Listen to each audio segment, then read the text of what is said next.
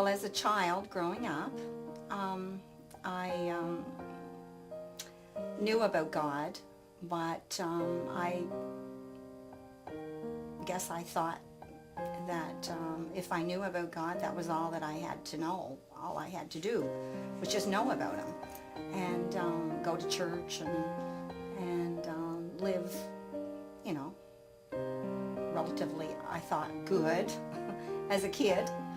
And then as I got older, I just kind of got away from all of that. Didn't want to go to church only on special occasions when you could dress up.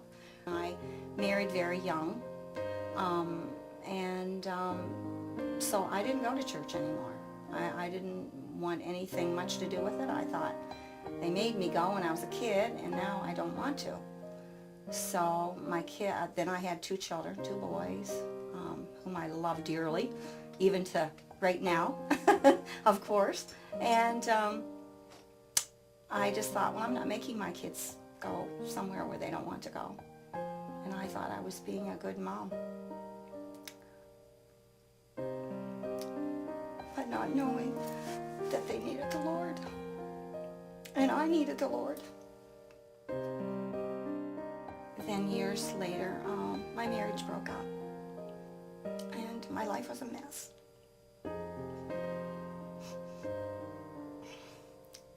My kids suffered a lot because of it. And I didn't realize how they were suffering.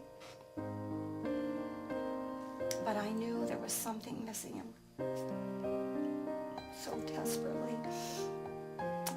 My friends had this guy that they knew that had gone through a marriage and a breakup and a divorce and so on, and they kept talking about this guy whom I didn't even know because he was out west and I had never met him, and he came home, and through them I met Jerry, my husband, who is my husband today. A friend of mine in Parsboro who had worked for me as a secretary at one time introduced me to Agnes. I was just completely infatuated with her. A lot of people would call it infatuation, but it was more than that with both of us. I thought she was neat. I thought she was a knockout, and I thought she had just a personality that sweet, caring, loving personality that just drew me to her. But anyway, when I met her, that kind of gave me quite a boost.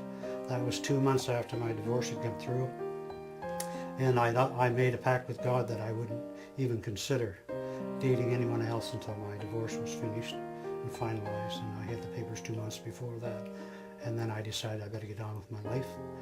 And my life was kind of in a turmoil. I had financial problems, I had relational problems, I had, just numerous problems going on in my life at that time. So at that time I didn't feel like I was any spiritual giant or anything like that. And so I just was myself. Being a Christian carries certain characteristics anyway. And that seemed to be something that caused Agnes to ask questions. When I met Jerry, he was different than anyone I had ever known, and I found myself wondering about him. I heard he was religious through my girlfriend they both knew him, and I thought, well, he is different, and he would ask me out for dinner or something, and at first I didn't want to go or anything, so anyway, through all of this, I found myself being drawn to the type of person that he was. I found myself asking him questions. And so when she would ask questions, I would answer them to the best of my ability. And I always tried to do it with, it doesn't really matter with what I say, it has to do with what God says in His Word. He said to start reading in the book of John, which I did. And I couldn't wait at night because I was working at a motel and managing it and so on, and I was busy. So I couldn't wait to get to bed at night so I could read this. And so I would